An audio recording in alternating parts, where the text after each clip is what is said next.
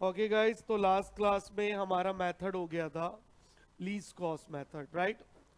तो अब जल्दी से आज हम इसके तीनों मेथड खत्म करेंगे और फिर डिस्कशन को आगे कंटिन्यू करेंगे, राइट।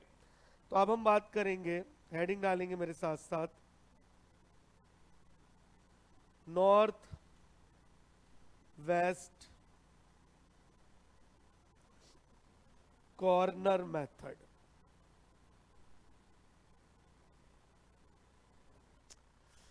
कौन सा हमारा अगला method? North west corner method, ठीक है जी। ओके, इसको हम बोलते हैं NWCM शॉर्ट में, that is north west corner method, right everybody. चलिए लिखेंगे point number 1। This is point number 1, this is the simplest method of all the methods. This is the simplest method of all the methods mentioned under basic solution.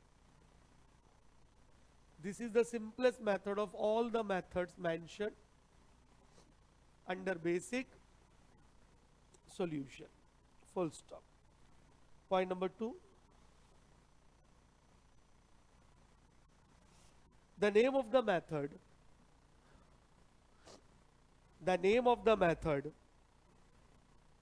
is derived, D-E-R-I-V-E-D. The name of the method is derived from the fact that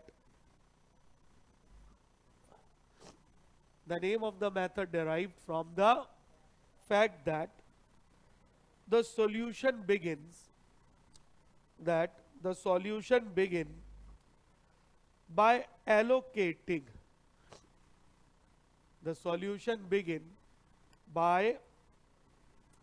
allocating the maximum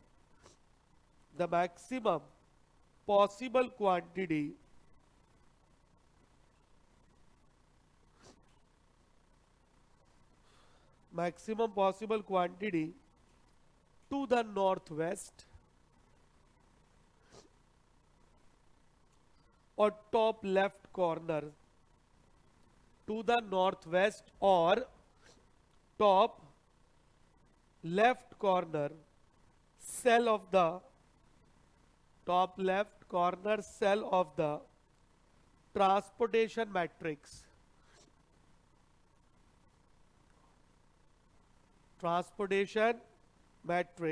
given.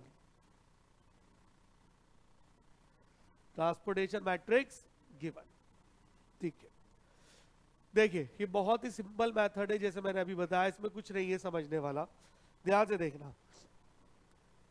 F1 F2 F3 W1 W2 W3, ये आपने matrix बनाया, right. आपको पता है इसे बोलते हैं हम C11 C12 C13 C21 C22 C23 C31 C32 C33, ठीक है जी। And like this a matrix forms, clear. तो बस ये जो नॉर्थ वेस्ट कॉर्नर मेथड है, ये कहता है कुछ नहीं करो, आप पहली एलोकेशन ना यहां से शुरू करो, फर्स्ट सेल से, मतलब आप एलोकेट करना शुरू करो फ्रॉम टॉप लेफ्ट। अरे बोलो क्लियर है? तो पहली एलोकेशन इस सेल में दो, उसके बाद इसमें दो, फिर उसमें दो। बट सावधान, अगर कोई सेल कैंसिल हो गया तो उसमें एलोकेशन दोबारा नहीं होगी, ये तो हमें पता ही ऑलरेडी, ठीक है। जब ये तीनों ऊपर के शुरू हो जाए ना, आई मीन समाप्त हो जाए, फिर अगली एलोकेशन इस वाले सेल में दो। बोलो बात क्लियर है? मतलब नॉर्थ से वेस्ट की तरफ जाना है आपको, इसलिए इसको क्या नाम दिया गया? North west corner method. बोलो जी बात क्लियर है? इस मेथड में हम ये नहीं देखते कि कहां पर कॉस्ट सबसे कम आ रही है, कहां पर कॉस्ट ज्यादा आ रही है। जैसे हमने कहा देखा था गाइस, लीस्ट कॉस्ट मेथड में, उसमें अगर आपको याद है पूरे मैट्रिक्स में सबसे लीस्ट वाले सेल को पिक करते हैं, बट यहां ऐसा नहीं होता। यहां कहता है हमें नहीं पता कॉस्ट किसकी ज्यादा है या कम है, आप तो बस टॉप लेफ्ट से राइट की तरफ पढ़ना शुरू कर दो, दैट्स इट। अगर कोई सेल कैंसिल हो रहा है तो उसे काट दो। और अंडरस्टूड है गाइस, अगर कोई सेल कैंसिल हुआ है तो उसके अंदर एलोकेशन नहीं होगी। बस सिंपल सा मेथड है, ये कहलाता है नॉर्थ वेस्ट कॉर्नर मेथड। बोलो पॉइंट क्लियर हो गया। चलो इस पर बेस अब एक सवाल देखते हैं जल्दी से हमारे मॉड्यूल के अंदर। इलस्ट्रेशन 1, एक ही इलस्ट्रेशन से उन्होंने तीनों मॉड्यूल तीनों मेथड को एक्सप्लेन करा है। ठीक है जी, तो चलिए आइए शुरू करते हैं। आपको पता ही है, फिर से पढ़ लेते हैं एक बार। A company dealing with a special type of liquid has 3 plant, P1, P2 and P3। तो इसके पास 3 प्लांट है। गाइस क्या प्लांट का मतलब could be said as factory? अरे बोलो भाई, तो हमारे पास 3 फैक्ट्री है। ठीक है जी, located throughout the country, पूरे देश में फैली है। Production capacity of these plant are 50, 75 और 25 गैलन्स। ये इनकी प्रोडक्शन कैपेसिटी है, जिसको हमने नाम दिया था सप्लाई। क्या नाम दिया था? Each day the firm must furnish to 4 retail shop. ठीक है जी, और इसके पास 4 रिटेल शॉप्स है। मतलब इन शॉर्ट जो फैक्ट्री से तैयार होता है लिक्विड वो रिटेल शॉप में चला जाता है। ठीक है, तो हम P1 P2 को फैक्ट्री मानेंगे और रिटेल शॉप को एक तरह से वेयर हाउस मान लेंगे। आई होप यू अंडरस्टैंड। अच्छा जी, वहां पर उसकी रिक्वायरमेंट है 20, 50, 60 गैलन। ट्रांसपोर्टेशन कॉस्ट दे रखी है 1000 में, ये रही ट्रांसपोर्टेशन कॉस्ट। ठीक है जी, find the basic solution of the problem for transportation using corner. तो सबसे पहला काम, जैसे मैंने लास्ट क्लास में भी कहा था, आप क्वेश्चन को कॉपी करिए अपने नोटबुक में। चलिए एक बार फिर से नोट करिए इससे पहले।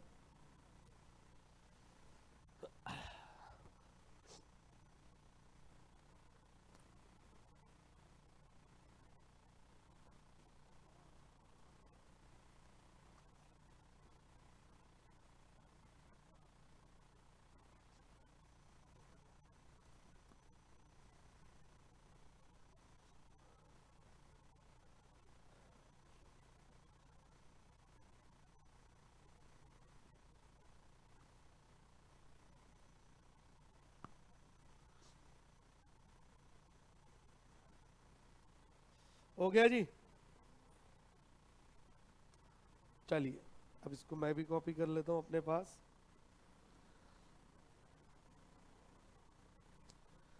तो ये हमारा क्वेश्चन नंबर 1 है।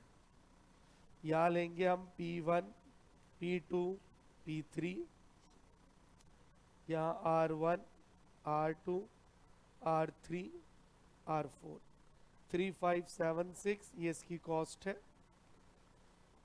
रुपीज इन 1000 में है 2582, 2582, 3692, 92। यहाँ पर हम लेते हैं सप्लाई, दैट इज 50। एक मिनट, 50, 75 और 25, और here we take demand 20, 20, 50, 60, 20, 20, 60। Total होना चाहिए गाइस 150। अब देखिए, जैसे नाम से पता चल रहा है नॉर्थ वेस्ट, तो आप नॉर्थ से वेस्ट की तरफ चलिए।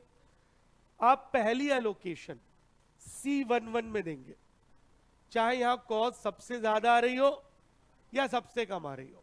बात समझ में आ गई यहां तक? तो नॉर्थ वेस्ट कॉर्नर मेथड यही तो कहता है। बस आप टॉप लेफ्ट से राइट की तरफ चलो, आप ध्यान ही मत दो कि कॉस्ट हमारी कम हो रही है या ज्यादा हो रही है। बोलो बात क्लियर? अच्छा जी, P1 की मैक्सिमम यूनिट 50 है, लेकिन R1 में तो मैक्सिमम 20 आ सकती हैं। तो पहली एलोकेशन यहां पर हमने दे दी 20 यूनिट। कितना बचा? क्या बचा? 0। और उस रो और उस कॉलम को कट कर देना है जो एग्जॉस्ट हो जाता है, जो समाप्त हो जाता है। एग्जॉस्ट मतलब समाप्त। तो बताइए R1 की कैपेसिटी 0 हो गई अब, तो कट इट। क्या यहां तक क्लियर गाइस? अब क्योंकि ये वाला सेल बचा हुआ है तो अब अगली एलोकेशन जो होगी वो इस सेल पे होगी, बात खत्म। हमें नहीं देखना कि कॉस्ट कम है यहाँ पर या ज्यादा है। तो जरा बताइए यहाँ कितनी यूनिट बची है और इसकी कैपेसिटी, तो यहाँ पर भी मैक्सिमम 20 यूनिट आ सकती है। तो ये 0, अभी भी कितनी बची है 10। क्लियर? जल्दी से बताइए कौन एग्जॉस्ट हुआ है? कॉलम 2 एग्जॉस्ट हो गया, कट इट। अब अगला नंबर इसका आएगा, ठीक है। इसकी कैपेसिटी है 50, दिख रहा है, पर हमारे पास बची हुई यूनिट केवल कितनी है 10। तो हम मैक्सिमम कितनी यूनिट दे सकते हैं 10। ये हो गया 0, पर अभी 40। अब कौन एग्जॉस्ट हुआ है? रॉ एग्जॉस्ट हो गई, तो डिलीट द रो। क्लियर? एकदम समझ गए? अब गाइस क्योंकि जो लास्ट सेल है C14 ये कैंसिल हो गया, ये कट गया, तो इसमें कोई एलोकेशन नहीं हो सकती। बस इसका ध्यान रखना है, जो सेल कट गया उसके अंदर कोई एलोकेशन अब हम नहीं कर सकते। आई होप यू अंडरस्टैंड। चलिए अब अगला नंबर बताओ किसका आएगा? 8 का। हाँ बिल्कुल सही, परफेक्ट। अगला देखो, बिल्कुल सही कहा आपने। अगला नंबर इसका है, पर ये तो कट चुका है। अगला नंबर इसका है, सर ये भी कट चुका है। तो अगला एलोकेशन होगी 8 के ऊपर। बोलो क्लियर? कितनी कैपेसिटी है और यूनिट कितनी है? पूरा का पूरा आ सकता है, तो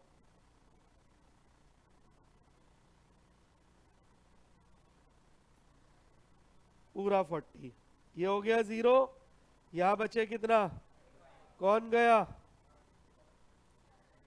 कॉलम 3, कट इट। उसके बाद अगली एलोकेशन 2, कितनी कैपेसिटी है और बची हुई यूनिट कितनी है?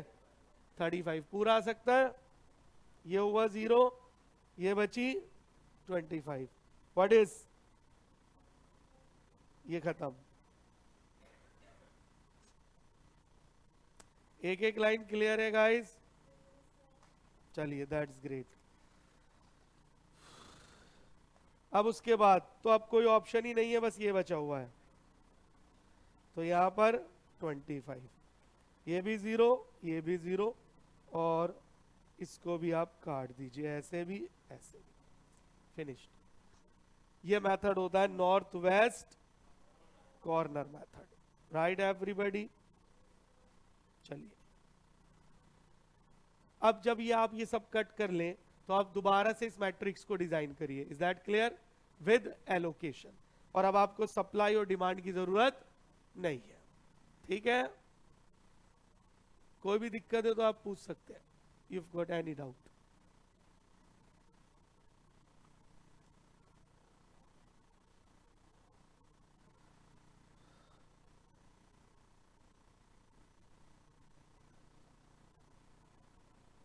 चलिए अब इस मेथड को हम, इस मैट्रिक्स को एक बार फिर से डिजाइन कर लेते हैं। P1 P2 P3, R1 R2 R3 R4। तो पहले लोकेशन 3 5 7 6, 3 5 7 6, 2 5 8 2, 2 5 8 2, 3 6 9 2, 3 6 9 2। ना डिमांड की जरूरत है अब, ना सप्लाई की, कुछ नहीं लिखना। अब एलोकेशन 3,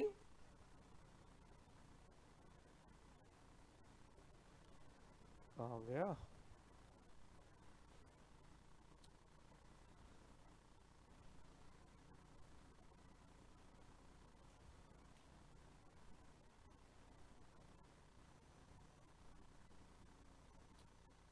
अभी तो बनाया है मैंने। चलो एक बार फिर से बनाना पड़ जाएगा। कहाँ गायब हो गया?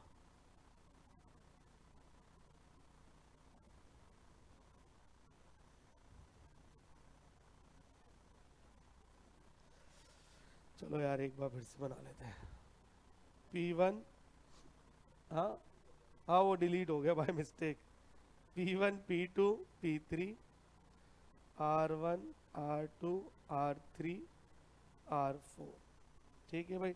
3 5 7 6 3 5 7 6 2 5 8 2 2 5 8 2 3 6 9 2 3 6 9 2। यहाँ पर अलोकेशन 3 पर कितना था 20, 5 पर 20, 7 पर 10, 6 पे नहीं था, 8 पर 40, 2 पर 35 और 2 पर 25, यही था ना बस। ठीक है भाई, तो ये बताइए नॉर्थ वेस्ट कॉर्नर मेथड समझ में आ गया। बस अब लास्ट में हम बना देंगे एक स्टेटमेंट ऑफ कॉस्ट। चलिए, स्टेटमेंट ऑफ टोटल कॉस्ट, ये हम यहां पर अब बना देंगे।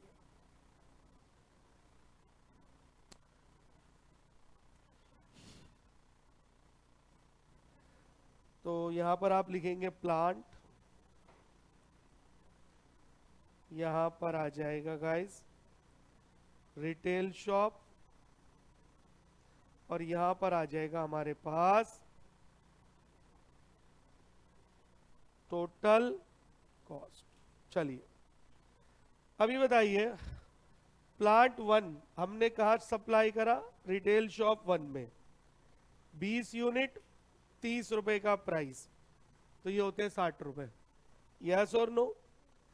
फिर हमने प्लांट 1 से सप्लाई करा रिटेल शॉप 2 में, अगेन 20 यूनिट 5 रुपए की कॉस्ट पर, ये 100। नो डाउट ये सारा का सारा 1000 में चल रहा है। किस में चल रहा है ये पूरा का पूरा 1000 में, रुपीज इन 1000, राइट। फिर प्लांट 1 ही हमने सप्लाई किया है R3 पे, यूनिट हमने ट्रांसफर किए 10, 7 इज द कॉस्ट 70।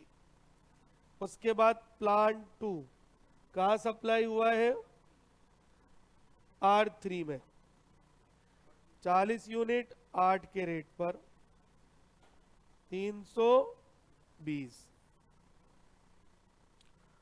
और प्लांट 2 ही हमने सप्लाई किया है R3 पे, 35 यूनिट 2 रुपए का रेट 70। लास्ट प्लांट 3 कहाँ सप्लाई करा है हमने R4 पर, 25 यूनिट 2 रुपए का रेट 50। यहां पर आप इन सब का टोटल कर देंगे तो ये आ गया 670। तो अगर हम इसको 1000 में ले लें तो ये आ जाएगा 6,70,000। ठीक है भाई, तो एज पर नॉर्थ वेस्ट कॉर्नर मेथड हमारी टोटल ट्रांसपोर्टेशन कॉस्ट सारी यूनिट को प्लांट से रिटेल शॉप में ट्रांसफर करने में 6,70,000 आएगी। अगर आपको याद है पिछली बार आ रही थी ये 6,55,000, रिमेंबर। तो इसीलिए ये बेसिक सॉल्यूशन 3 मेथड है, तीनों से अलग आंसर आता है, याद रखिएगा। तभी तो इनसे क्योंकि सेम रिजल्ट नहीं मिल रहा और हमें ये फील हुआ कि आगे कॉस्ट और मिनिमाइज की जा सकती है, तभी टेस्ट ऑफ ऑप्टिमैलिटी इंट्रोड्यूस किया गया। क्या यहां तक बात क्लियर है? यहां तक चलिए guys, I hope you understand. 2 method clear हो गए। अब आते हैं जल्दी से अपने तीसरे मेथड पर ताकि चर्चा को आगे बढ़ाया जाए। हेडिंग डालेंगे मेरे साथ साथ, पेनल्टी मेथड। क्या है मेथड का नाम गाइस? पेनल्टी मेथड, या फिर हम इसे बोलते हैं वोगल अप्रोक्सीमेशन मेथड। ठीक है, तो थर्ड मेथड पे आ जाते हैं, वोगल। फेमस यही नाम है इसका, वोगल अप्रोक्सीमेशन मेथड। अब इस मेथड में ना थोड़ा सा समय लगता है, शॉर्ट में हम इसे बोलते हैं वैम। ठीक है गाइस, थोड़ा लेंथी मेथड है। अगर कोई भी कुछ ना बोला जाए क्वेश्चन में और वो आपसे कहे कि आप बेसिक सॉल्यूशन करिए, तो मेरी एडवाइस ये है आपको कि you always follow what? वैम।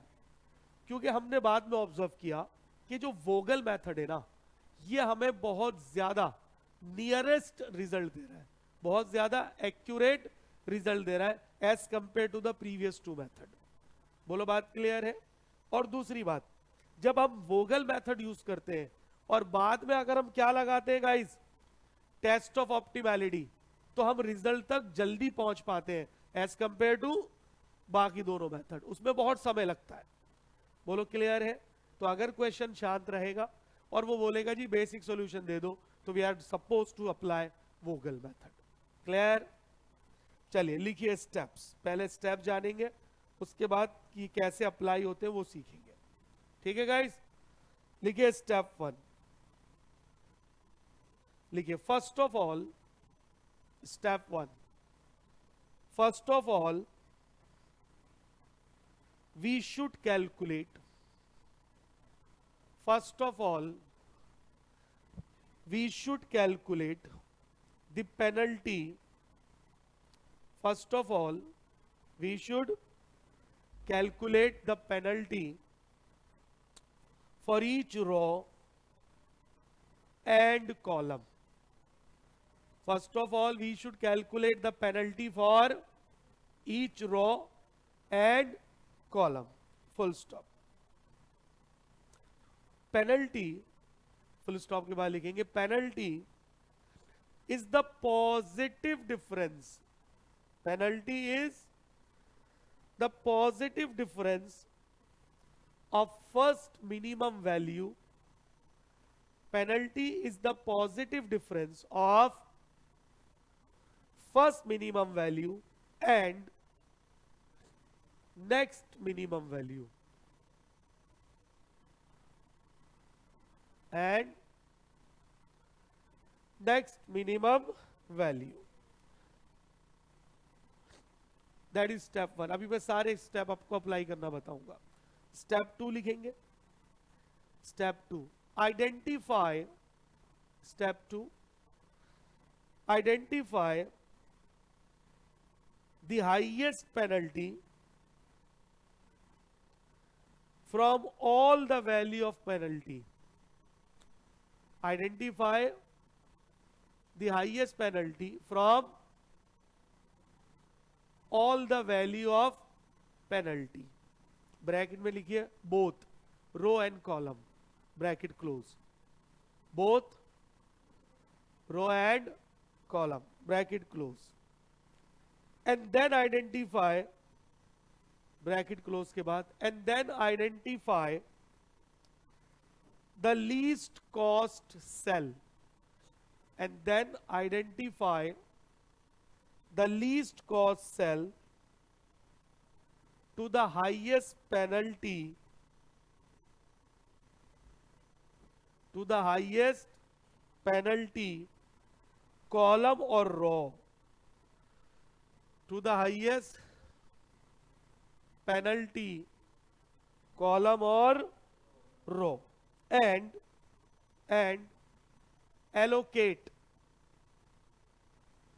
the possible unit, and allocate the possible unit to that cell, and allocate the possible unit to that cell। Point number 4, third 4, 3, delete the row or column, point number 3, delete the row or column which exhaust, delete the row or column which exhaust। Step last, repeat the above procedure, repeat the above procedure to the balance matrix, repeat the above procedure to the balance matrix till all requirement fulfill, till all requirement fulfill and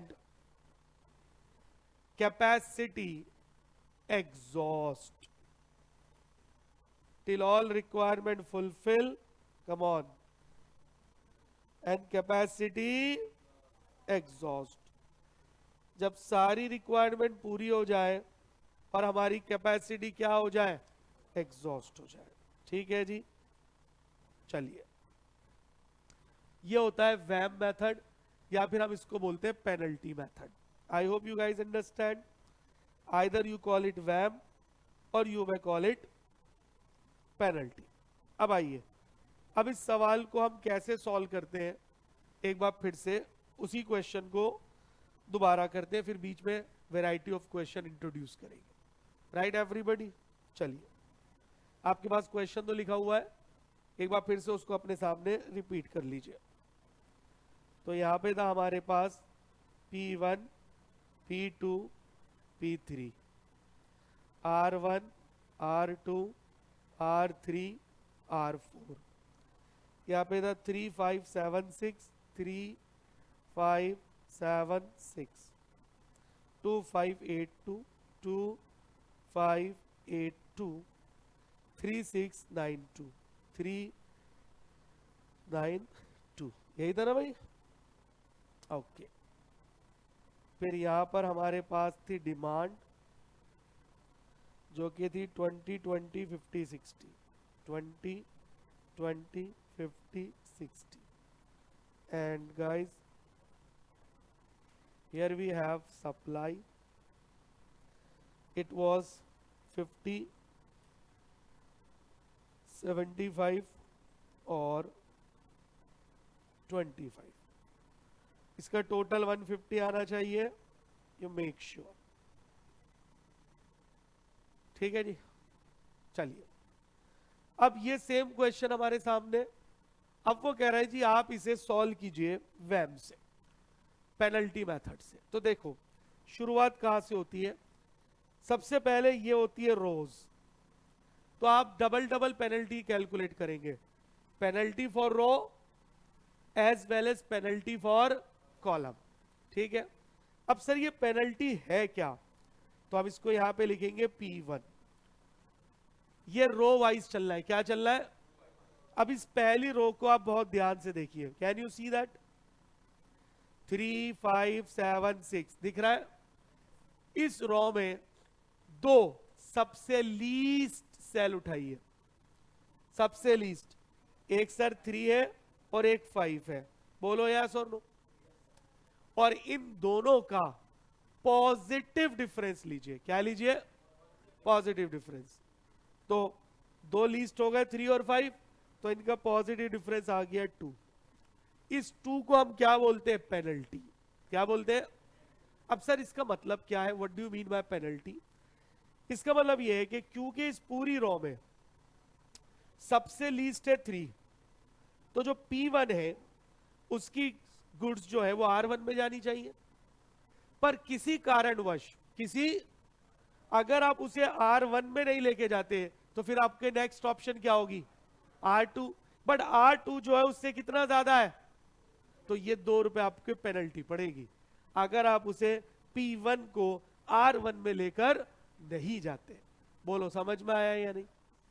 अब sir अब P1 को R1 में लेकर क्यों नहीं जा रहा है, ये क्वेश्चन हो सकता है भाई, हो सकता है कि जहां पर R1 है, क्लियर, वहां प्रोडक्ट की इतनी डिमांड नहीं है, यस और नो, वहां पब्लिक नहीं आती, ट्रांसपोर्टेशन की बड़ी प्रॉब्लम है, कोई भी कारण हो सकता है, क्लियर, हाँ कैपेसिटी कम है, इट कुड बी एनीथिंग। तो जिस कारणवश आप P1 को R1 में लेकर नहीं जा रहा है, तो फिर आपके पास अगली ऑप्शन R2 है ना, बोलिए, और R2 आपको कितना महंगा पड़ेगा, तो वही आपके लिए पेनल्टी है। बोलो समझ में आया या नहीं, क्लियर। तो आसान शब्दों में रो वाइज चलिए, रो वाइज, पहली रो देखिए, इसमें 2 मिनिमम एलिमेंट पिक करिए, क्या पिक करिए, 2 मिनिमम एलिमेंट, और उनका पॉजिटिव डिफरेंस लीजिए। कौन सा डिफरेंस लेना है गाइस, पॉजिटिव। आई होप मेरा पॉइंट क्लियर है। चलिए अब आइए रो 2, जल्दी बताइए, 2 मिनिमम, 2 और 2 दोनों मिनिमम है, पॉजिटिव डिफरेंस 0, 0 आने दीजिए, घबराना नहीं है 0 से, right. Row 3 and 2, positive difference 1। बताइए, ये पेनल्टी समझ में आ गई? ये पेनल्टी हमने किसकी निकाली? रो। अब यही पेनल्टी हम निकालेंगे कॉलम में, P1। अब कॉलम वाइज चलिए, 3 2 3, 3 2 3, 2 मिनिमम, 3 और 2, पेनल्टी 1। 5 5 6 0, 7 8 9 तो 1, 6 2 2 अगेन। हाँ जी, जल्दी बोलिए, यहां तक बिल्कुल क्लियर हो गया। तो हमने पेनल्टी फॉर रो भी देख ली, पेनल्टी फॉर कॉलम देख ली, ठीक है। यहां तक बताओ, पेनल्टी निकालना आ गया, कोई टेंशन वाली बात? अब सोच के बताओ, ये रो की पेनल्टी है, ये कॉलम की पेनल्टी है। अब रो और कॉलम, इन दोनों पेनल्टी को कंपेयर करो और हाईएस्ट पेनल्टी पिक करो। हाईएस्ट दोनों में 2। भाई ये 2 इस दोनों में हाईएस्ट है ना। फिर से सुनो, रो पेनल्टी और कॉलम पेनल्टी दोनों को कंपेयर करना है।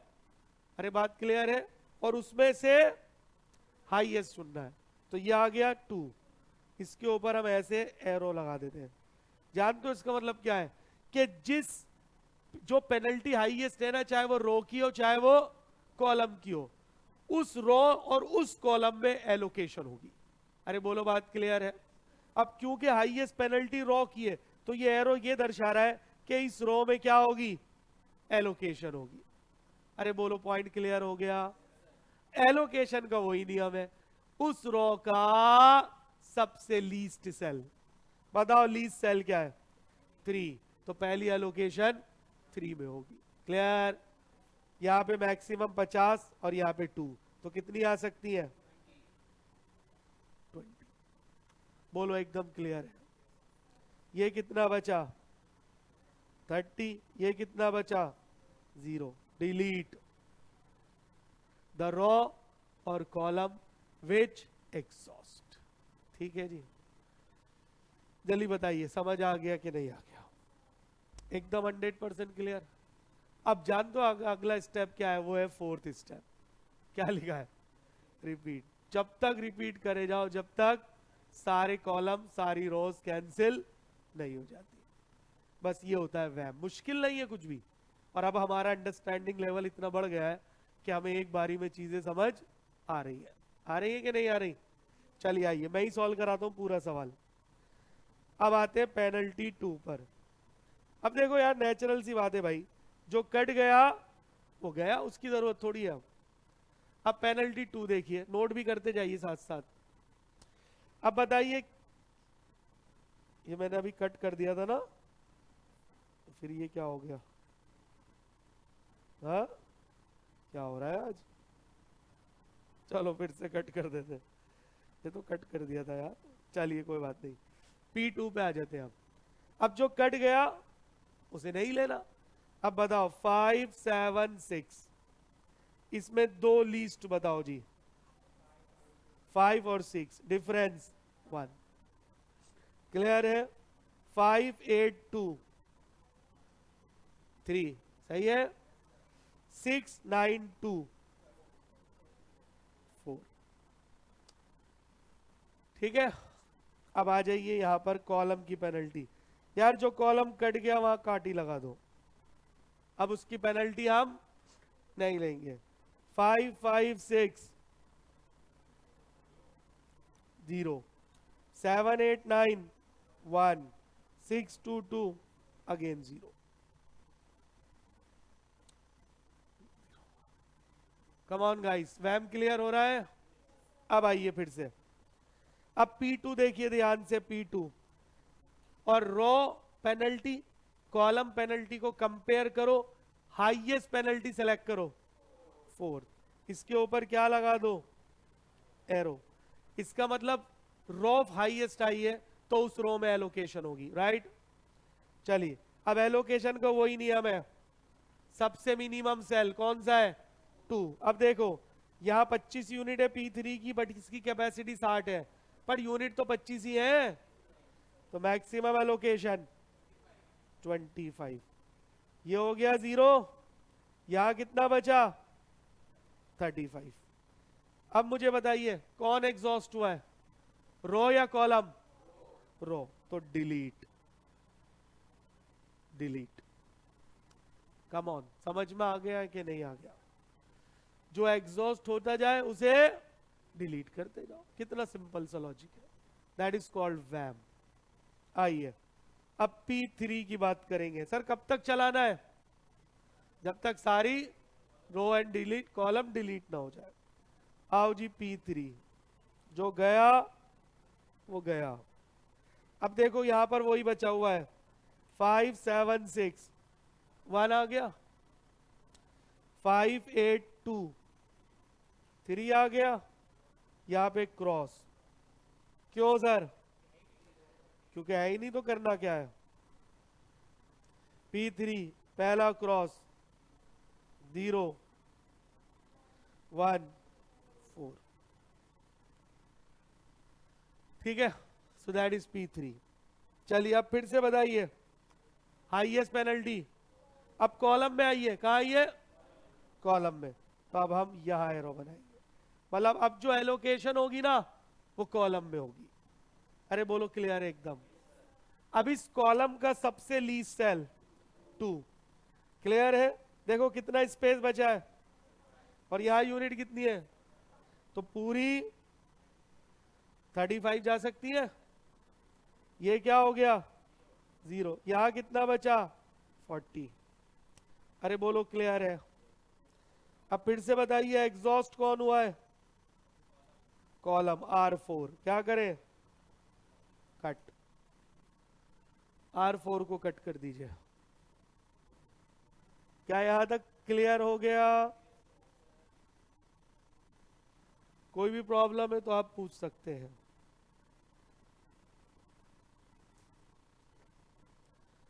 चलिए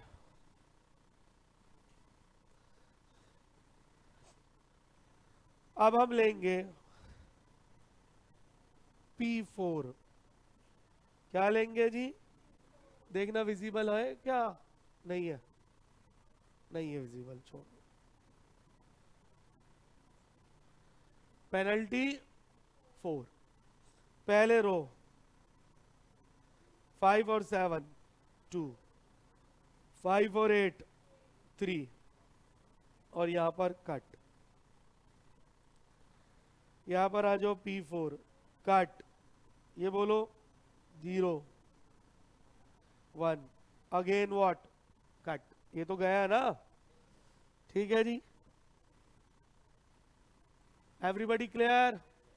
ओके, अब आ जाइए हाईएस्ट, इस पर एरो बना दीजिए। हाईएस्ट 3 है तो भी पुट डाउन दी एरो।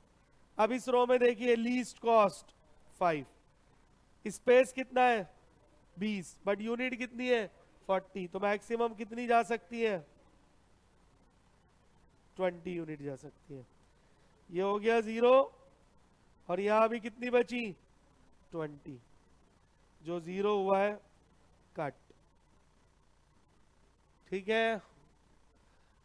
अब अगर आप थोड़ा सा ध्यान से देखें तो बस ये 2 ही तो बचे हैं, तो अब पेनल्टी की जरूरत है नहीं, तो जो लीस्ट होगा वो उसमें एलोकेट कर देंगे।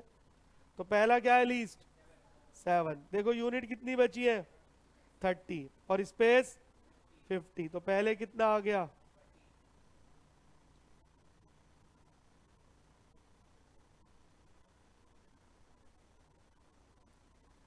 तो यहां गई 30 यूनिट, ये हो गया 0, और यहां बची 20, इसे कर दो कट, राइट। अब क्या बचा हुआ है 8, देखो यहां स्पेस कितना है 20, और यूनिट भी कितनी है 20, तो यहां पर कर दो 20, ये भी 0, ये भी 0, कट इट, क्लियर।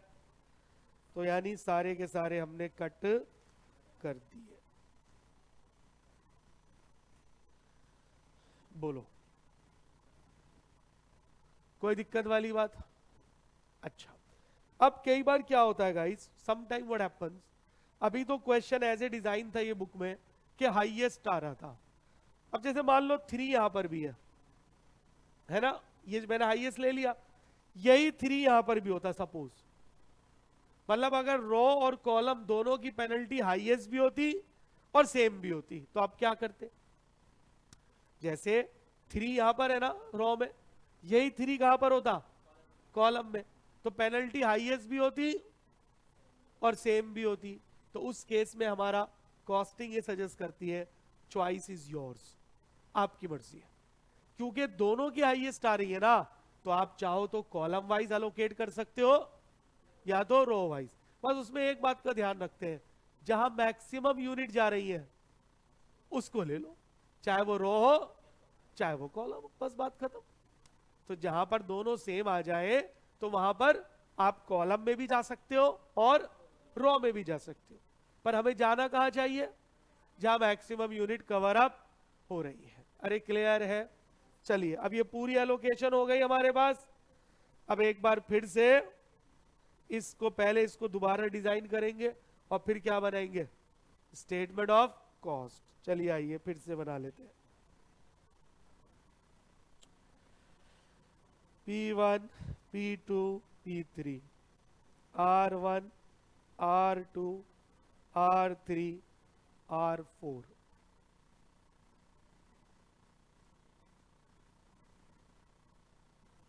हाँ जी गाइस, एलिमेंट थे 3, 5, 7, 6, 3, 5, 7, 6, 2, 5, 8, 2, 2, 5, 8, 2, 3, 6, 9, 2, 3, 6, 9, 2। डिमांड एंड सप्लाई का कॉलम नहीं बनेगा। 3 पर एलोकेशन थी 20, 7 पर 30, 5 पर 20, 8 पर 20, 2 पर 35 और लास्ट था 2 पर 25। इसके आगे तो नहीं था ना?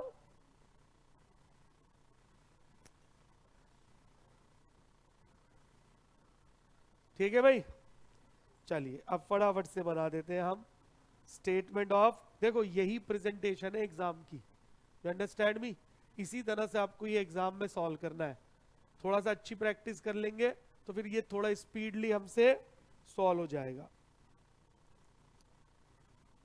चलिए, तो अब हम यहां पर बना लेते हैं स्टेटमेंट ऑफ कॉस्ट। ये आ जाएगा प्लांट, रिटेल शॉप और टोटल कॉस्ट। तो गाइस P1 हमने कहा पहुंचाया है? R1 में। कितनी यूनिट पहुंचाई है? 20, और एक की कॉस्ट 3, तो ये हो गया 60। फिर से P1 कहां पहुंचाया है? R3 में। कितनी यूनिट? 30, कॉस्ट है 7, 210। देख पा रहे हैं भाई? P1 खत्म हो गया। फिर हमने लिया P2, कहां पहुंचाया है? R2 में। कितनी यूनिट? 20, कॉस्ट है 5, 100। फिर से P2 कहां पहुंचाया है? R4 में पहुंचाया है, चेक कर लो जरा।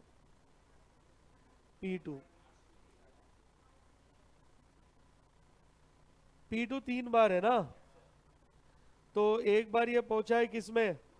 R2 में, फिर R3 में और फिर R4 में, ऐसे आया है। तो P2 पहले किसमें पहुंचा है? R3 में।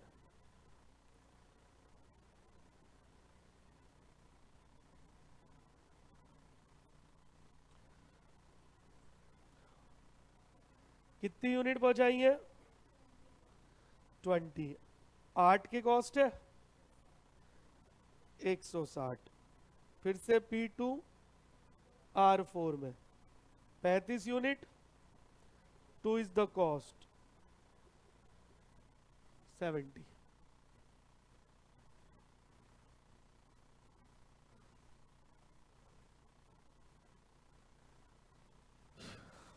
चलिए, then we got P3। P3 कहाँ पहुंचाया हमने, बस R4 में 25 unit, 2 is the cost 50। Total cost कर देंगे, कितना आ रहा है भाई, 650। ये आ गई हमारे पास 650, 650। अगर आप तीनों मेथड को ऑब्जर्व करें तो देखिए सबसे कम वैम में आ रहा है, चेक कर लीजिए। तो सबसे पहले में आ रहा था 655, फिर आया था 670, और अब कितना आया है 650। जल्दी बोलिए, क्या यहां तक क्लियर हो गया? कोई डाउट वाली बात गाइस? चलिए, दैट्स ग्रेट।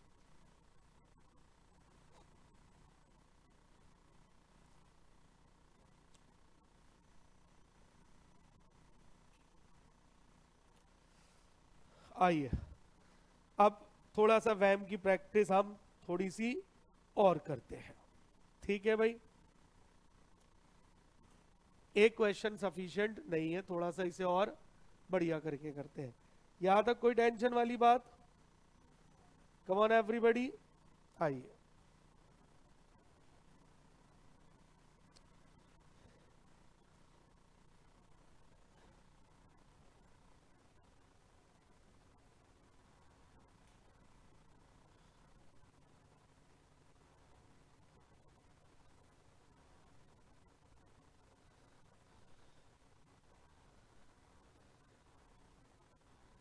अभी बस आप मेरे अकॉर्डिंग चलते जाइए, हर चीज कवर कर लेंगे हम चैप्टर की इन टोटलिटी।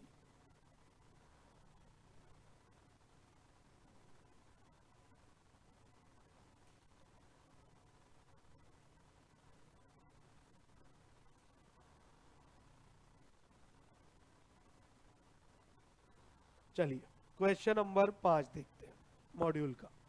मैंने कहा था मैं मॉड्यूल पूरा कवर करा दूंगा, आपका स्कैनर पूरा करा दूंगा, यू अंडरस्टैंड मी? तो इसके बाहर पेपर नहीं आता। फाइनल का पेपर बहुत ज्यादा 99% मॉड्यूल बेस्ड होता है, क्लियर? तो इसलिए मॉड्यूल करना बहुत ही जरूरी है। चलिए देखते क्या लिखता है। कह रहा है the product of two plants A and B, the product of two plants A and B. एक काम करिए, नहीं अभी ये हो नहीं पाएगा। क्यों नहीं हो पाएगा ना? क्योंकि इसमें एडजस्टमेंट्स आ गई हैं। क्या आ गई हैं? जो मैंने अभी डिस्कस नहीं करी। चलिए कोई बात नहीं, कुछ मैं एक दो सवाल अपने पास से कराता हूं पहले, फिर ये सारी चीजों पे आऊंगा मैं। क्लियर है? डोंट वरी, एक एक क्वेश्चन सॉल्व होगा हमारे मॉड्यूल का हमसे। ऐसा एक भी क्वेश्चन नहीं होना चाहिए जो हमसे सॉल्व ना हो। मॉड्यूल का सॉल्व नहीं हो रहा तो समझ जाओ फिर पक्का कहीं ना कहीं कुछ प्रॉब्लम है। मैं क्यों नहीं करा रहा 5? क्योंकि उसने एडजस्टमेंट डाल दी अनबैलेंस मैट्रिक्स, जबकि मैंने भी एडजस्टमेंट आपके साथ डिस्कस नहीं किया। I will discuss one by one. चलिए आइए, एक क्वेश्चन मैं अपने पास से कराता हूं वैम का, क्लियर है? फिर उसके बारे में हम आगे चलेंगे, ठीक है? आइए देखते हैं। लिखिए एक क्वेश्चन, लिखिए from the given matrix, from the given matrix find out the basic solution, from the given matrix find out the basic solution by using VAM. From the given matrix find out the basic solution by using VAM. ठीक है जी? चलिए P1, P2, P3, P4, S1, S2, S3 और S4। चलिए 7355 5576 8665 6164। यहां पर हम लिखते हैं सप्लाई 34 15 12 19 और यहां पर क्या लेते हैं गाइस हम डिमांड 21 25 17 17। जरा एक बार टोटल करिएगा।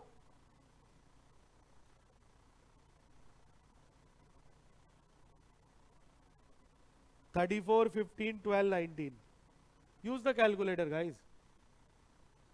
34 15 12 19 कितना 80। और जरा ये कीजिएगा 21 25 17 17। 80 मैच हो रहा है ना। चलिए अभी मैंने एडजस्टमेंट डिस्कस नहीं किया। इस क्वेश्चन के बाद I am coming to discuss adjustments, फिर वो आपका बुक वाला सवाल हम सॉल्व कर पाएंगे। ठीक है जी। चलिए लेट्स मूव ऑन। अब एक बार फिर से इस सवाल को सॉल्व करते हैं। आइए साथ में मिलकर सॉल्व करते हैं ताकि हमारी थोड़ी सी प्रैक्टिस हो जाए वैम की। ये हमारे सामने सम है गाइस। सबसे पहले फिर से क्या निकालेंगे P1 पेनल्टी 1। अब आप मेरी हेल्प करेंगे जल्दी। 7355 what is the first penalty 2। All well 5576 0 8665 1 6164 3। से यस सही है बिल्कुल। तो ये पेनल्टी आ गई किसमें रॉ में। This is the penalty for raw. अब हम निकालेंगे P1 पेनल्टी फॉर कॉलम 7586 1 3561 2 5766 1 5654 1 1 होगा ना। 5 और 4 1 है। ठीक है जी। अब पेनल्टी निकालने में तो कोई प्रॉब्लम नहीं है ना guys. Easily it could be worked out. चलिए अब उसके बाद नाउ नेक्स्ट अगला स्टेप क्या है हमारा। अब इसमें हम चेक करेंगे हाईएस्ट पेनल्टी 3। तो इसके ऊपर ऐसे एरो लगा दीजिए। इसका मतलब क्योंकि ये रॉ पेनल्टी है तो जो एलोकेशन होगा वो रॉ में होगा। और उसमें कौन सी कॉस्ट लेनी है हमें लीस्ट लोएस्ट। उसमें 1 है। Come on everybody. तो बताइए यहां पर कितनी यूनिट आ सकती है 25, लेकिन बनी कितनी है तो पूरी की पूरी 19 यूनिट यहां दे दीजिए। Done guys. यहां बचा 0। 25 में से 19 गॉन 6 यूनिट हियर। ठीक है ओके। टेल मी एग्जॉस्ट कौन हुआ है रॉ या कॉलम रॉ। Cut it. जो एग्जॉस्ट हो गया उसे काट दीजिए। तो we have cut down the row. हाँ भाई एकदम क्लियर। चलिए अब गाइस हम सॉल्व करेंगे पेनल्टी 2। पेनल्टी 2 जो कट गया that will not be considered as you guys must be knowing. जो कट गया उसे नहीं हम कंसीडर करेंगे।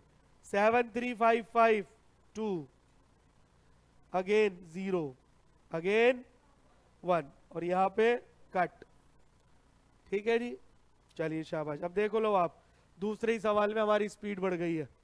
तो जब हम और सवाल कर लेंगे तो स्पीड बहुत चाहिए इनको सॉल्व करने में। ये तो सेम रहेगा 1 नहीं अब नहीं रहेगा 1। अब तो ये चेंज हो जाएगा भाई। कितना हो गया अब ये 2 दिस 1 2 दिस 1 1 दिस 1 0 2 2 10। ठीक है, चलिए अब वो आ गया जो मैं आपको बता रहा था, what I was talking about. यहां पर भी हाईएस्ट 2 है, यहां पर भी हाईएस्ट 2 है, तो अब मैं कौन सा लूं? सर कोई सा भी ले सकते हैं, बट वो देख लिया करो जो मैक्सिमम यूनिट को एग्जॉस्ट कर पाए। देखो अगर मैं ये 2 लेता हूं, ध्यान से देखना सब बच्चे, तो हाईएस्ट जाएगा इस 3 में।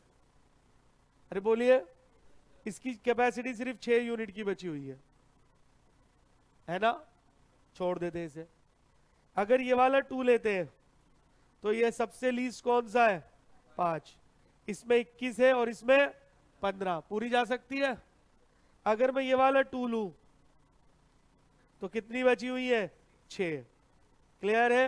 तो बेटर है इस वाले में ले लेते हैं जिसमें मैक्सिमम यूनिट एग्जॉस्ट हो जाए। तो इसके ऊपर एरो बना दो। हाँ भाई, क्लियर है एवरीबॉडी? चलिए, तो इसमें सबसे लीस्ट कॉस्ट 5, कितनी यूनिट जा सकती है? 15। यहां बची 0 और यहां बची 6, है ना, 6। अब बताइए which one gone? Row gone.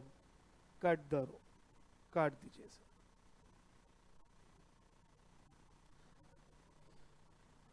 आइए अब हम लेंगे पेनल्टी 3।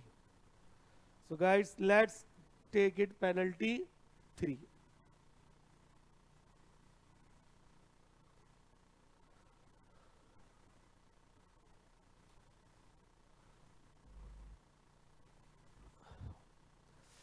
बताइए 73552 ही रहेगा। यहां पर कट, ये कितना रहेगा? 1। अगेन कट, ठीक है। ये आ जाइए P3। अब ये बताइए कितना होगा? 1 3 6 3 1 5 0। अब बताइए भाई हाईएस्ट क्या है? 3, तो इस 3 पे एरो बना दीजिए। अब इसमें सबसे लीस्ट कौन है? 3। कितनी यूनिट जा सकती है मैक्सिमम? 6।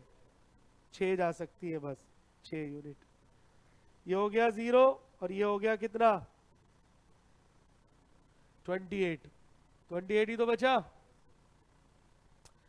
कौन एग्जॉस्ट हुआ है? Cut, cut the column. Column को अब कट कर दीजिए।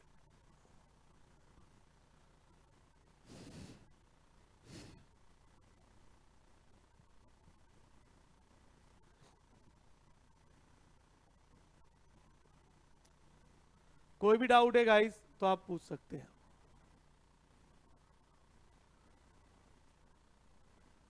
चलिए अब आता है हमारा P4, पेनल्टी 4। अब यहां पर 0 आ जाएगा पहला, ये कैंसिल हो गया, ये 1 हो जाएगा और ये कैंसिल है। P4 बताइए जरा सा।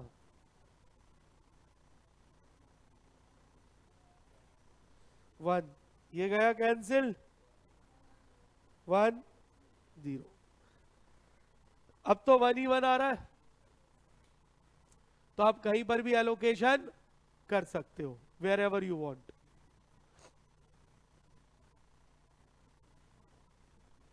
ठीक है, चलो ये वाला 1 ले लेते हैं इस बार, रो वाला। इसमें सबसे लीस्ट 5, कितनी यूनिट जा सकती है पूरी? 12। ये हो गया 0, कितनी बची? 5।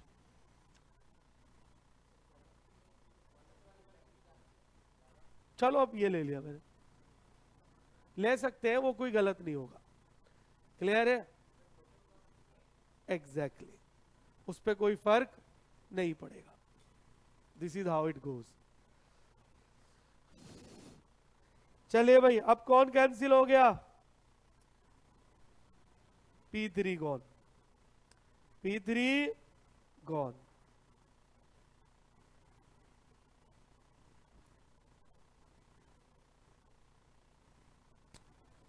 चलिए अब देखो सिर्फ 3 एलिमेंट बचे हुए हैं, ये 7 बोर्ड पर देखो, ये 5 और ये 5, और तो कुछ नहीं बचा हुआ, तो अब पेनल्टी की जरूरत है नहीं। पहली एलोकेशन 5 पे दे दो, कितनी दे सकते हैं मैक्सिमम, 17 यूनिट, तो 17 यूनिट ये दे दो। 28 में से 17 गई, कितनी बची, 11 यूनिट, और ये क्या हो गया, 0। सही है, इसे काट दो। अब अगली एलोकेशन यहां कितना स्पेस है, केवल 5, केवल 5, 5, ये हो गया 0, ये बची 6, इसे भी काट दो, और 6 यहां आ गई, ये बचा 0, इसे भी काट दो, एंड इट इज ओवर।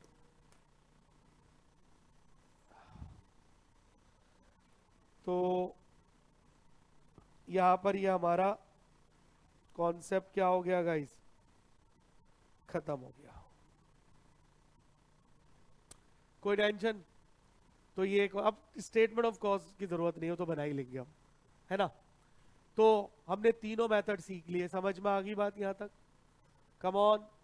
चलिए अब जब हम इसके सम सॉल्व करते हैं तो क्या क्या एडजस्टमेंट हमें फेस करनी पड़ती है, आइए उसको पहले सीखते हैं और फिर उसे सम्स में अप्लाई करेंगे। तीनों मेथड क्लियर है अच्छे से, आइए चर्चा को आगे बढ़ाते हैं। अब आप हेडिंग डालिए एडजस्टमेंट्स। ठीक है भाई, जब हम ये चैप्टर आगे पढ़ते हैं तो कुछ एडजस्टमेंट्स हैं which we need to follow. Adjustment number 1, इसको हम नाम देते हैं अनबैलेंस्ड मैट्रिक्स। हाँ जी गाइस, क्या है एडजस्टमेंट नंबर 1, अनबैलेंस्ड मैट्रिक्स, ये होती है एडजस्टमेंट नंबर 1। क्लियर, लिखिए इसके अंदर ऐसे लिख लीजिए, एडजस्टमेंट नंबर 1 अनबैलेंस्ड मैट्रिक्स, उसमें लिखेंगे पॉइंट नंबर 1, लिखिए if we have unbalanced matrix problem, if we have unbalanced matrix problem, then first of all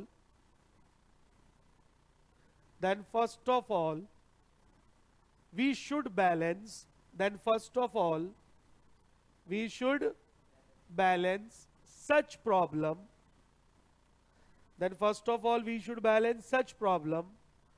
by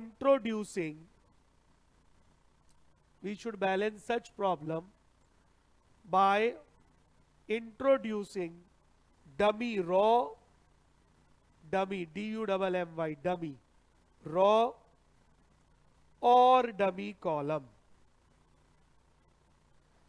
dummy row or dummy column, full stop. All the element of dummy row, full stop के बाद लिखिए, all the element of dummy row और dummy column should be 0। All the element of dummy row और dummy column should be 0।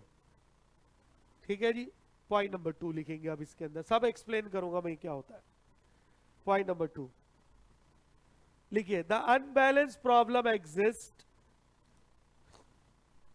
The unbalance problem exist when total requirement oblique demand, when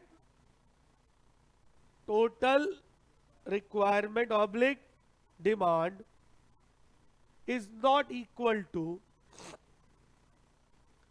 when total requirement oblique demand is not equal to the total capacity,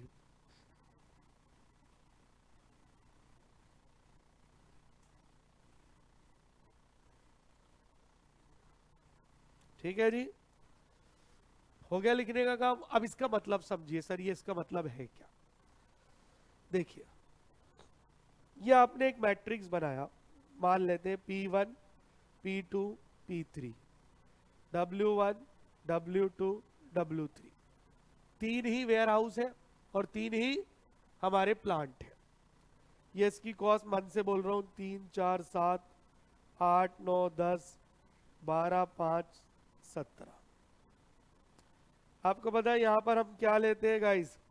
supply. तो हमने ली 100 200 300। यहां पर हम लेते हैं demand, ठीक है जी, 50 150 300। क्लियर? अब इससे फर्क नहीं पड़ता कि रोज कितनी है, कॉलम्स कितने हैं, मतलब रो और कॉलम इक्वल है या नहीं है, ये अनबैलेंस को नहीं दर्शाता। अनबैलेंस को ये दर्शाता है भाई, देखिए अगर मैं टोटल सप्लाई करूं तो ये हो रहा है 100 प्लस 200 300 प्लस 300 600, राइट। लेकिन 50 150 200 प्लस 300 500, इसका मतलब इसका टोटल आ रहा है 600 जबकि इसका टोटल आ रहा है 500। ठीक है, तो जब हमारी डिमांड और हमारी सप्लाई इक्वल ना हो, इक्वल, तो हम इसे बोलते हैं अनबैलेंस्ड मैट्रिक्स। पहले बोलो, याद रहेगी बात? अच्छा, मैट्रिक्स के स्टेप्स, कोई भी बेसिक सॉल्यूशन मेथड, चाहे वैम हो, लीस्ट कॉस्ट हो एंड ऑल दैट, अप्लाई हो ही नहीं सकता जब तक आप इस अनबैलेंस प्रॉब्लम को बैलेंस ना करें। बोलो जी, बात याद रहेगी? अगर आप इसको ऐसे ही चलाओगे तो फिर उल्टा सीधा रिजल्ट आएगा, हम किसी रिजल्ट तक नहीं पहुंच सकते। तो ये रिजल्ट तभी सही देगा जब ये बैलेंस्ड हो। तो अब उससे पहले मुझे बताओ, व्हाट इज अनबैलेंस्ड? यहां समझ में आ गया कि भाई total of demand and total of supply is not equal, तो that basically known as what? अब सर उस केस में हम क्या करेंगे? What are we suppose to do? अब जरा सोच के जवाब देना। शॉर्टेज कहां आ रही है भाई? ये तो 600 आ रहा है ऑलरेडी, हाँ या ना? डिमांड में शॉर्टेज है, तो मुझे कॉलम ऐड करना चाहिए कि रॉ? सोच के बताओ ना यार। अरे यहां पर एक अमाउंट आएगा तो ही तो ये इक्वल आएगा, तो क्या ऐड होगा? कॉलम। Is that clear? तो हम यहां पर ऐड कर देंगे W4, यानी वेयर हाउस 4। ये डमी है, डमी मतलब विच इज नॉट रियल। अरे हमारे पास वेयर हाउस 4 है ही नहीं। बहुत समझ में आ रही है? हमारे पास तो कितने वेयर हाउस है? 3 है, चौथा कहां से आ गया? तो इसलिए इसे बोला जाता है डमी। क्या बोला जाता है? और इसके सारे एलिमेंट 0 होने चाहिए, क्योंकि जब कोई चीज है ही नहीं तो वहां ले जाने की कॉस्ट होगी 0। और जितने की शॉर्टेज है वो यहां लिख दो। बोलो, क्लियर है? और अब देखो, 50 200 300 500 और 100 हो गया 600। तो अब आप आगे के सारे स्टेप्स अप्लाई कर दो। क्लियर है? तो मैंने यहां पर डमी कॉलम इंट्रोड्यूस किया। क्लियर? हो सकता है मुझे डमी रॉ इंट्रोड्यूस करनी पड़ जाए, तो वो किस पे डिपेंड करेगा? क्वेश्चन पे डिपेंड करेगा यार, whether I am introducing dummy row or I am introducing what? Dummy column. बोलिए, पॉइंट एकदम क्लियर है? कोई दिक्कत? और उसके सारे एलिमेंट क्या होने चाहिए? 0। इसका मतलब जो 100 यूनिट है ना, वो वेयर हाउस 4 में जाएंगी। तो यार रियल में तो वेयर हाउस 4 है ही नहीं, तो इसका मतलब 100 यूनिट्स एडजस्ट नहीं हो पाएंगी, क्योंकि आपके पास जगह कम है और आपने सामान ज्यादा बना लिया। तो कोई जादू से थोड़ी जगह पैदा हो जाएगी। अरे बोलो, या तो आपको नई जगह और हायर करनी पड़ेगी। क्या यहां तक क्लियर है? बट इससे हमारा क्वेश्चन क्या होता है? सॉल्व हो जाता है। क्लियर?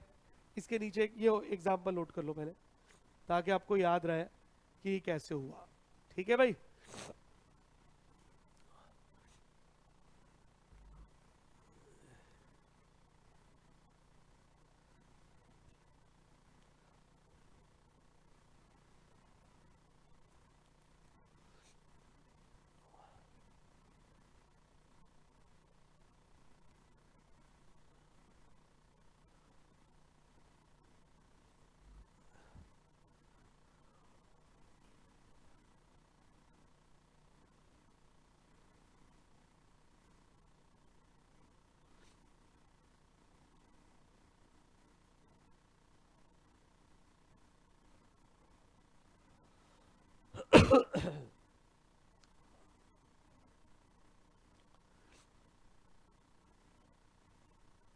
हो गया?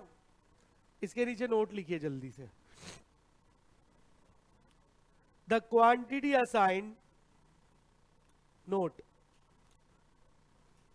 the quantity assigned to dummy row or column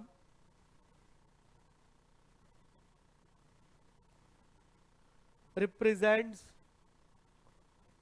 no transportation cost,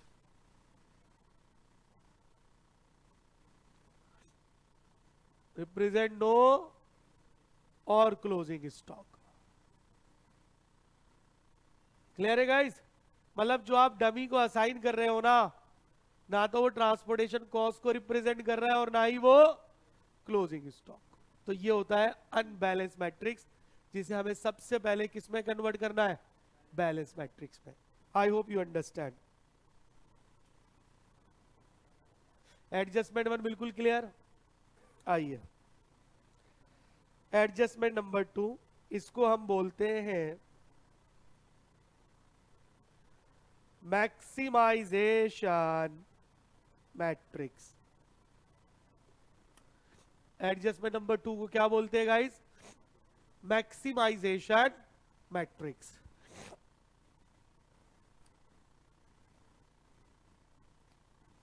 अभी क्या होता है सब डिस्कस करेंगे, पहले एक नोट लिख लेते हैं ताकि आपको ये रिवीजन में याद रहे सारी चीजें। ठीक है, क्या है एडजस्टमेंट नंबर 2? लिखिए इसमें point number 1, if we have maximization matrix, if we have maximization matrix, then first of all, if we have maximization matrix, then first of all we should convert it, then first of all we should convert it to minimization matrix.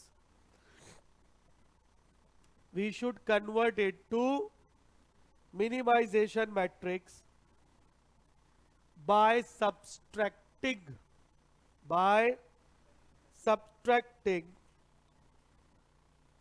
all the element of matrix, by subtracting all the element of matrix from the highest element of matrix, from the highest element of matrix, full stop. Point number 2, the problem of maximization matrix arise, the problem of maximization matrix arise when we have profit matrix or production matrix etc. और production matrix etcetera. अब देखो guys, कई बार क्या होता है, अभी मैंने आपको क्या बताया था, जैसे ये P1 है, ये P2 है, ये P3 है, S1 S2 S3, 3 4 5 1 2 9 7 8 6। ठीक है जी, ध्यान सुनिएगा। हमने कहा था अगर आपने दोनों सवाल पढ़े तो ये कॉस्ट है। क्या है ये यार? कॉस्ट हो, टाइम हो या लॉसेस हो, दे शुड बी मिनिमम। बोलो यस और नो। कॉस्ट हो, टाइम हो या लॉसेस हो, ये हमेशा। कई बार क्या होता है, वो आपको प्रॉफिट मैट्रिक्स देता है या फिर कई बार वो आपको प्रोडक्शन मैट्रिक्स देता है। अब बताइए प्रॉफिट का क्या नियम है? मिनिमम हो सर, मैक्सिमम हो। प्रोडक्शन आप क्या चाहोगे? ज्यादा से ज्यादा प्रोडक्ट बनाए ताकि ज्यादा सेल हो। इवन हमारे एग्जाम में क्वेश्चन है, उसमें रन्स दे रखे थे, क्रिकेटर वाला मैट्रिक्स था। तो रन्स, ए ने इतने रन बनाए, बी ने इतने, तो रन क्या होगा? जैसे आज हम क्या चाहेंगे, इंडिया ज्यादा से ज्यादा रन बनाए, या चाहोगे नहीं कम से कम बनाओ? ऐसा थोड़ी होगा, मूर्ख ही होगा जो ऐसा बोलेगा। है ना। तो अब प्रॉब्लम ये है कि मान लो क्वेश्चन ने मुझे ना प्रॉफिट मैट्रिक्स दे दिया। क्या दे दिया? अब मेरी बात ध्यान से सुनना। जब प्रॉफिट दे दिया तो आप क्या चाहोगे कि उस गोदाउन में हम पहले माल सप्लाई करें जहां माल पहुंचाने पर हमें ज्यादा से ज्यादा प्रॉफिट हो, क्योंकि हो सकता है वो गोडाउन जिस मार्केट में वो पॉश मार्केट है, वहां रेट ज्यादा है।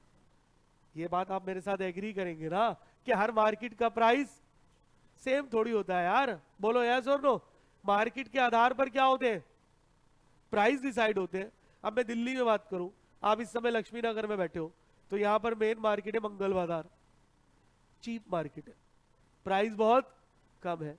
यही आप चले जाओ जी के ग्रेटर कैलाश मार्केट, क्या है? दिल्ली की सबसे महंगी मार्केट है, प्राइस क्या है?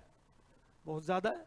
सेम प्रोडक्ट होगा, थोड़ी क्वालिटी एडजस्ट होती है, लेकिन इतना ज्यादा प्राइस थोड़ी होगा।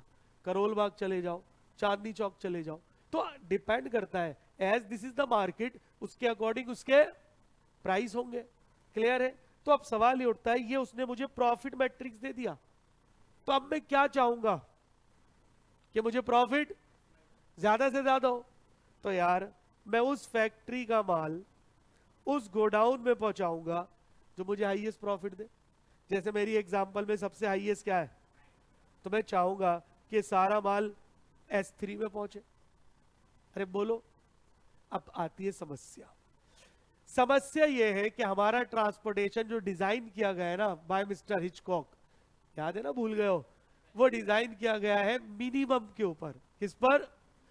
ये पूरा सिस्टम ऐसे डिजाइन किया है कि ये हमेशा मिनिमम सिलेक्ट करेगा, ये कभी मैक्सिमम सिलेक्ट करेगा ही नहीं। क्लियर है? तो पता चला प्रॉफिट मैट्रिक्स है और इसने ये मिनिमम सेलेक्ट कर दिया, तो हम तो नुकसान में हो गए। यस और नो? अब आप उस गोडाउन में अपना माल भेज रहे हो जहां प्रॉफिट सबसे कम है, और वो अपॉर्चुनिटी खो रहे हो जहां आप हाईएस्ट प्रॉफिट कमा सकते हो। क्लियर है? तो ये होती है प्रॉब्लम जिसको हम बोलते हैं मैक्सिमाइजेशन। अब बोलो समझ में आया या नहीं आया? अब इसका हल क्या है सर? क्योंकि कभी भी याद रख लेना, ये जो हम ट्रांसपोर्टेशन पढ़ रहे हैं ये कभी मैक्सिमम पे काम ही नहीं करता, क्योंकि ये डिजाइन ही किसके लिए हुआ है? मिनिमम के लिए हुआ है। अब ये बात समझ में आती है ना? डिजाइन जैसे हमारे घर में एसी आते हैं तो बोलता भाई 50 डिग्री तक काम करेगा, ये उससे ऊपर हो जाए तो ये काम नहीं करते, तो ये डिजाइन ही वहां किसने के लिए हुआ है। तो इस लाइक दिस। तो अब सुनो, इसका हमने बड़ा आसान हल निकाला। हमने कहा कुछ मत करो, इस पूरे मैट्रिक्स में सबसे बड़ा एलिमेंट ढूंढ लो। ढूंढ लिया सबसे बड़ा एलिमेंट, और उसमें से, उसको नहीं, उसमें से सारे एलिमेंट माइनस कर दो। यानी अगर मैं फिर से बनाऊं P1 P2 P3 S1 S2 S3, तो बताना सबसे बड़ा 9 है। 9 माइनस 3, 9 माइनस 4, 4।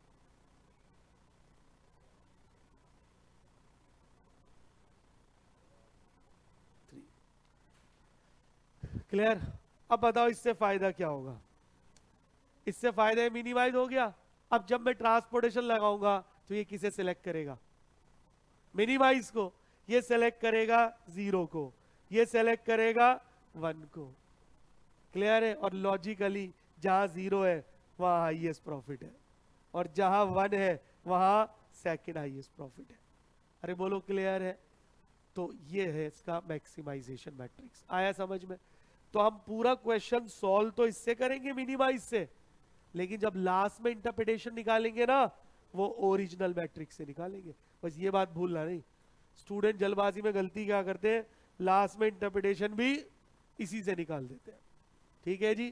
तो एट द एंड जब हम स्टेटमेंट ऑफ प्रॉफिट बनाएंगे, क्या बनाएंगे, या स्टेटमेंट ऑफ प्रोडक्शन, तो वो ओरिजिनल मैट्रिक्स से बनेगी। इससे?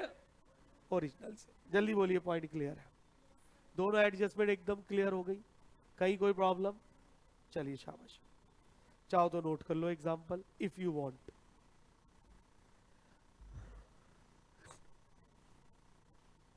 अभी एग्जाम में तकरीबन कितने महीने? 9। तब तक तो हम भूल चुके होंगे, तो इसलिए इसे लिख ले तो थोड़ा याद रहेगा।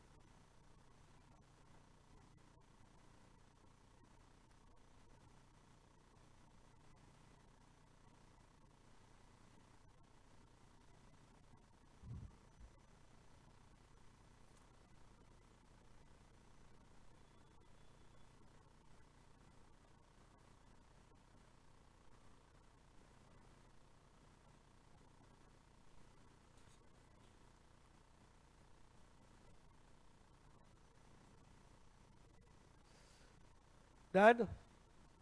चलिए, दो एडजस्टमेंट और है, फिर उसके बाद चर्चा को आगे बढ़ाएंगे, ठीक है। अब आप लिखिए adjustment number 3।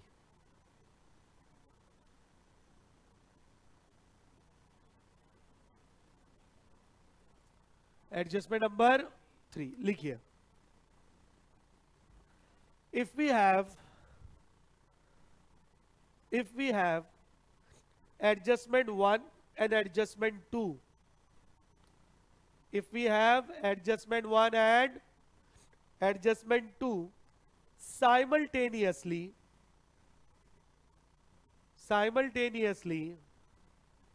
in any problem, if we have adjustment 1 adjustment 2 simultaneously in any problem, then first of all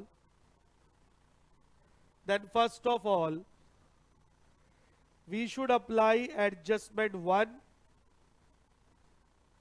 Then first of all we should apply adjustment 1 and then apply adjustment 2 and then apply adjustment 2. देखिए guys, ऐसा देखा गया है कि कई बार ऐसे सम आते हैं जिसमें पहली और दूसरी दोनों एडजस्टमेंट होती है। क्या थी पहली एडजस्टमेंट? अनबैलेंस। दूसरी क्या थी? मैक्सिमाइज। तो ऐसे सम आएंगे उसमें अनबैलेंस भी है और मैक्सिमाइज। तो बस आप ऑर्डर में चलना, पहले अनबैलेंस को समाप्त करना और फिर मैक्सिमाइज को समाप्त करना। बोलो बात क्लियर है? इससे क्वेश्चन इजी सॉल्व हो जाता है। चलिए, एडजस्टमेंट नंबर लास्ट 4th, 4 ही एडजस्टमेंट होती है मैक्सिमम। एडजस्टमेंट नंबर 4, इसको हम बोलते हैं रेस्ट्रिक्टेड रूट। क्या बोलते हैं गाइस? रेस्ट्रिक्टेड रूट, ठीक है। अब इसका मतलब क्या होता है लिखेंगे। लिखिए, if we have any cell, if we have any cell having infinity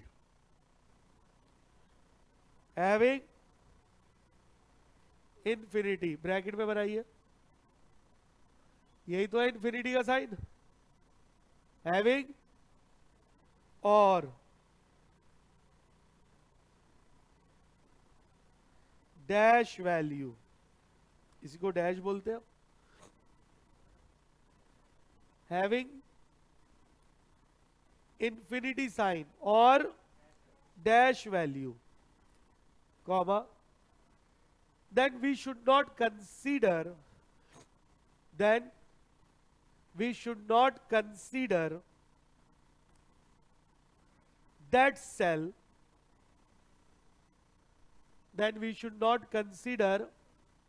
cell, during the transportation procedure. Then we should not consider that cell during the, come on, transportation procedure. We should not consider that cell during the transportation procedure. अब sir इसका क्या मतलब है, ध्यान से देखेंगे। For example P1, P2, P3, S1, S2, S3, 4, 3, 7, 8, 9, 12, 13, 8। Clear? कई बार इस तरह का क्वेश्चन आता है एग्जाम में, ध्यान से सुनना है, जहां पर किसी एक सेल में या तो ये इंफिनिटी का साइन होगा या डैश होगा। अब इसका मतलब क्या है? इसका मतलब है कुछ भी हो जाए, P2 की गुड्स S1 में, S2 में सॉरी नहीं जा सकती। बोलो जी, बात क्लियर है? P2 S2 में नहीं जा सकता, रेस्ट्रिक्शन है, पाबंदी है। अब वो क्यों पाबंदी है वो जानना मेरा काम नहीं है, ऐसे सीए में मेरा काम वो जानना नहीं है। बोलो जी, बात क्लियर है? बट हम सिर्फ मन से सोच सकते हैं, भाई हो सकता है P2 और S2 बहुत दूर हो, Am I right or wrong? तो हमने कहा यार ये तो डिस्टेंस बहुत ज्यादा हो जाएगा। बोलो क्लियर है? या ऐसा भी हो सकता है P2 में, अपनी फैक्ट्री 2 में, प्लांट 2 में जो हम माल बनाते हैं ना, उसकी मार्केट S2 है ही नहीं। अरे यार, एक कंपनी एक ही प्रोडक्ट थोड़ी बनाती है, एक कंपनी 1000 तरह का प्रोडक्ट बनाती है। बोलो, हिंदुस्तान यूनिलीवर लिमिटेड बताओ कितने सारे प्रोडक्ट बनाती है। डाबर कितने सारे प्रोडक्ट बनाता है। अरे यस और नो? तो हो सकता है कि जो प्रोडक्ट हमारा प्लांट 2 में बन रहा है वो S2 में सेल ही ना होता हो। भाई S2 यानी गोडाउन है, और गोडाउन हमेशा मार्केट के पास होता है, तो जो मार्केट है S2 की वो उस प्रोडक्ट की है ही नहीं। क्लियर है? And so on. और कोई भी ऐसे XYZ रीजन हो सकते हैं। तो यहां तक मेरी बात समझ में आ गई? तो उस केस में हम ये कहते हैं कि भैया जब आप ट्रांसपोर्टेशन प्रोसीजर लगाओगे तो भूल जाओ P2 और S2 में कोई संबंध है। मतलब आप इस सेल को एज इट इज रहने देना, इसको इग्नोर करना, इसमें कोई एलोकेशन नहीं होगी, कुछ नहीं हो सकता इसमें। Clear? So this is called what? Restricted route. I hope यहां तक क्लियर है। और गाइस, यहां पर आकर हमारा जो बेसिक सॉल्यूशन है अब वो पूरी तरह से क्या हो गया? समाप्त हो गया। तो इस चैप्टर के 2 पार्ट है। पहला पार्ट था बेसिक, दूसरा है टेस्ट ऑफ ऑप्टिमैलिटी। तो अब ये बेसिक वाले सारे कॉन्सेप्ट खत्म। जल्दी बोलिए, समझ में आ गया या नहीं आया?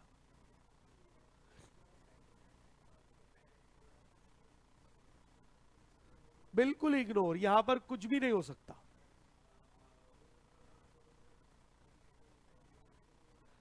सिर्फ मैंने क्या कहा, ये वाला सेल, इस सेल को मैं क्या बोलता हूं? C22 है ना? तो आप C22 सेल को पूरी तरह से छोड़ दो। आप अज्यूम कर लेना कि C22 सेल हमारे पास है ही नहीं, बात खत्म हो गई। क्लियर है? पूरे असाइनमेंट प्रोसीजर में C22 को इग्नोर कर देंगे, चाहे आप कोई सा भी मेथड लगाओ। क्लियर है? नॉर्थ वेस्ट लगाओ, लीस्ट कॉस्ट लगाओ, वैम लगाओ। बोलो जी क्लियर है? ये बिल्कुल पूरी तरह से क्या होगा? इग्नोर हो जाएगा। ठीक है? अब जिस क्वेश्चन की मैं बात कर रहा था, let me discuss the question. देखिए, बहुत ध्यान से देखिएगा। सब कुछ है। सप्लाई 3 + 5 800, 3 + 3 6 + 5 1100। कौन सी प्रॉब्लम है? Unbalance matrix. किसकी प्रॉब्लम है? अनबैलेंस। अब सोच के बताओ शॉर्टेज कहां है? सप्लाई में। तो सप्लाई की शॉर्टेज बढ़ाने के लिए रो, यानी कि प्लांट C लगाना पड़ेगा। आ गया समझ में? सारे एलिमेंट 0, सारे एलिमेंट 0। कितने की शॉर्टेज है? 3 है। ये हो जाएगा हमारा मैट्रिक्स। अरे बोलो क्लियर है?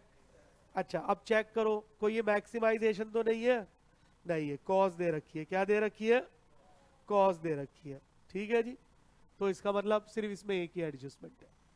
अब इसको हम किससे सॉल्व करेंगे? देखो, ये उसने बना दिया मैट्रिक्स आपके सामने, तो उसने प्लांट C डाल दिया। अरे ओरिजिनली तो प्लांट C नाम की कोई चीज ही नहीं है, हमारे पास तो 2 ही प्लांट है। क्योंकि ये ओरिजिनली है ही नहीं, इसलिए हम इसे क्या बोलते हैं? डमी। और शॉर्टेज 300, दोनों मैच हो गई।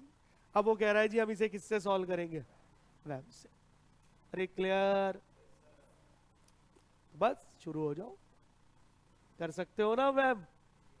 अरे बोलिए, होमवर्क दे दूं क्या? ये नोट कर लो क्वेश्चन। होमवर्क में मॉड्यूल तो होगा आपके पास घर पे। हाँ, तो मॉड्यूल का क्वेश्चन नंबर 5 है। इसके आगे और कुछ मत करना, आप पढ़ोगे भी तो भी समझ में नहीं आएगा। उसने वो टेस्ट ऑफ ऑप्टिमैलिटी लगा रखा है आगे, जब मैं बताऊंगा तभी वो आपको इजीली कंफर्म हो जाएगा। तो ऑन अ सीरियस नोट, आज की क्लास समझ में आ गई? कंफर्म? अभी पहली दूसरी क्लास है, थोड़ा सा स्लो लेके चल रहा है, राइट? आने वाले वीक में हम ये चैप्टर पूरा कर देंगे, टेस्ट ऑफ ऑप्टिमैलिटी पूरा खत्म कर देंगे, ताकि ये चैप्टर आपको समझ आ जाए, और कोशिश करेंगे विद क्वेश्चन आ जाए। मॉड्यूल के 8 क्वेश्चन क्लियर, 5 तक तो आ ही गए हम। क्लियर? और फिर स्कैनर करा दूंगा मैं आपको, राइट एवरीबॉडी? चलिए, तो फिर आज के लिए इतना अगली क्लास में ये चैप्टर खत्म, फिर कोई और सा चैप्टर उठा लेंगे। ऐसा जरूरी नहीं है कि मैं पहले सारा ओआर कराऊंगा, समझ गए ना, मैं बीच बीच में चैप्टर चेंज कर दूंगा, वैरायटी रहा यार, सिमिलैरिटी तो बोर कर देती है ना।